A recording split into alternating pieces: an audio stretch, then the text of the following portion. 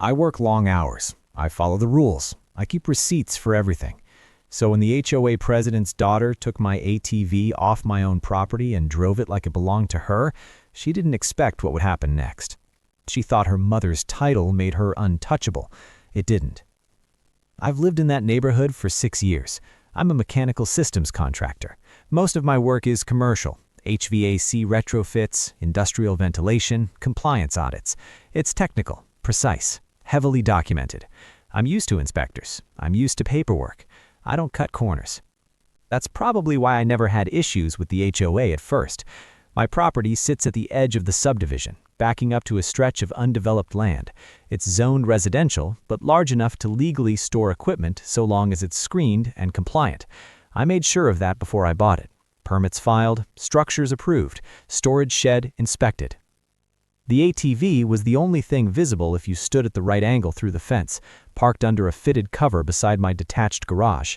It was registered, insured, and primarily used for work, hauling equipment across job sites and occasionally maintaining the back acreage. The first time she knocked on my door, she didn't introduce herself. "I'm doing a compliance sweep," she said, holding a clipboard like a badge. "We've received concerns about unauthorized recreational vehicles." Her name was Diane Carter, HOA president, early 50s, precise haircut, tightly controlled smile. "It's registered and permitted," I said, "stored per guidelines." She didn't look at the documents I offered. "We're reviewing standards." That became her language, reviewing standards, maintaining safety, protecting property values. The visits became more frequent, unannounced knocks at 7:30 a.m., emails marked urgent, notice of non-compliance, printed warnings taped to my mailbox citing sections of bylaws that didn't apply. Each time, I responded the same way, calm, written, documented. Attached were copies of zoning approvals, HOA covenants, photographs of the screening panels I'd installed, timestamps. She shifted tactics. "If children see recreational vehicles, it sends the wrong message," she said during one sidewalk encounter. Her tone was soft, but her eyes weren't. "It's covered, on my property, behind a fence. Perception matters." What she meant was control. A week later, I came home to find a bright orange violation sticker placed directly on the ATV cover. It had required opening my gate. That was the first line she crossed. I removed it carefully, photographed everything, logged the date and time. I sent a formal notice to the HOA board, not just Diane, requesting clarification on authorized entry rights. I cited state property statutes. I asked for written policy. I received no response from the board, only Diane. "You're being unnecessarily adversarial," her email read. "We are simply trying to keep this community safe." Safe from what, she never said. Then I started noticing something else. Her daughter, mid-20s, recently moved back home from what neighbors said. Loud car, louder music. I'd seen her walking past my fence more than once, slowing down near the gate. One evening, as I was locking up the garage, she stopped on the sidewalk. "That yours?" she asked, nodding toward the ATV cover. "Yes." She smirked. "Looks fun." "It's not a toy." She laughed like I'd made a joke. 2 days later, I came home from a job site and found my side gate slightly ajar. Nothing appeared missing. The ATV cover was still in place, but the steering column felt different when I checked it, slightly misaligned. I crouched down and saw faint tire impressions in the dirt, fresh. That was the moment I understood something had shifted. This wasn't about compliance anymore. It was about access, and someone had decided my property wasn't off limits.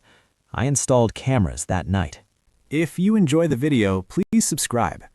The footage came 3 days later. It was a Thursday. I was on site across town, finishing a ventilation inspection.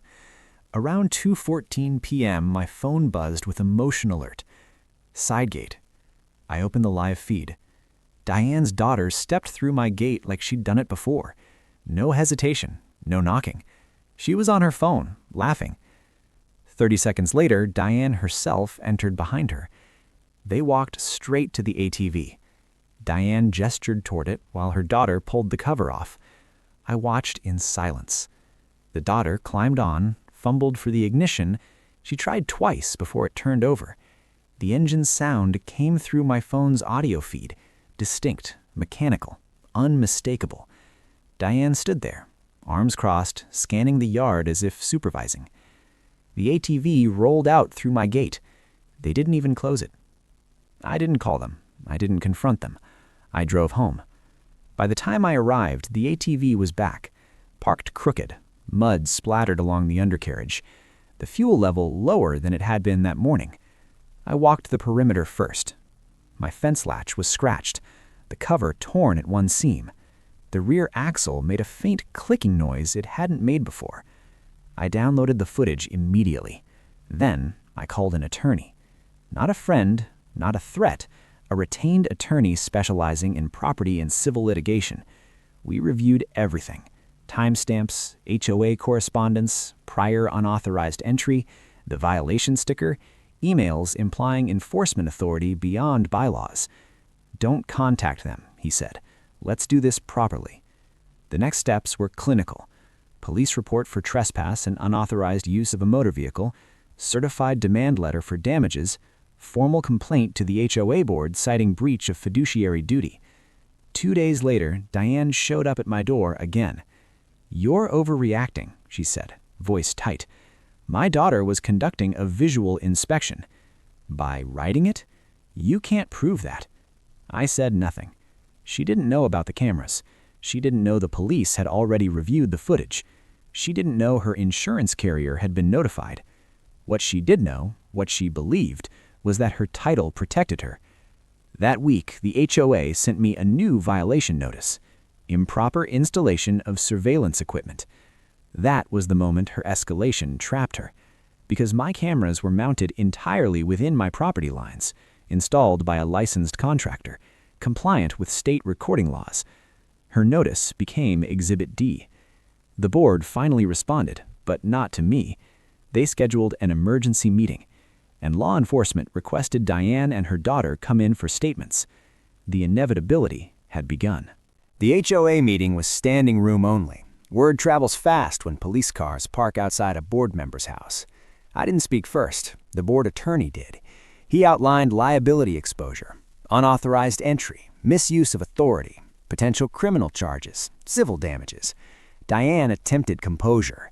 "This is a misunderstanding," she said. "We were protecting community standards." The attorney asked a simple question: "Did you enter his property without permission?" She hesitated. That pause did more than any accusation. When the footage played on the projector, the room went silent. Clear video, multiple angles, timestamps embedded. Her daughter riding my ATV down the shared access path, laughing. Diane watching. Someone in the back muttered, "That's theft." The police officer present confirmed an active investigation for criminal trespass and unauthorized use of a vehicle. I presented a folder, organized, tabbed. Repair estimates, fuel loss, photographs, prior written warnings I had sent about unauthorized access. No raised voice, no commentary, just documentation. Within 30 minutes, the board voted to suspend Diane pending investigation. 2 weeks later, she resigned. Her daughter was charged with misdemeanor unauthorized use and trespass. A plea agreement required restitution for repairs, court costs, and probation. The HOA's insurance covered additional damages and reimbursed my legal fees after determining Diane had acted outside her authority. At the following quarterly meeting, new language was adopted, clarifying that board members have no enforcement rights beyond written notice and due process. Neighbors who had once avoided eye contact stopped me on walks. "We didn't know she was doing that. We're sorry." I nodded. No speeches. My ATV runs smoothly now. The axle was repaired, the fence latch replaced with reinforced hardware.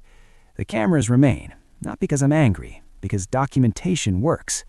Diane's house went up for sale 3 months later. I watched the sign go up from my driveway, engine idling softly beneath me. I never celebrated. I just went back to work. Because in the end, she wasn't untouchable. She was simply documented,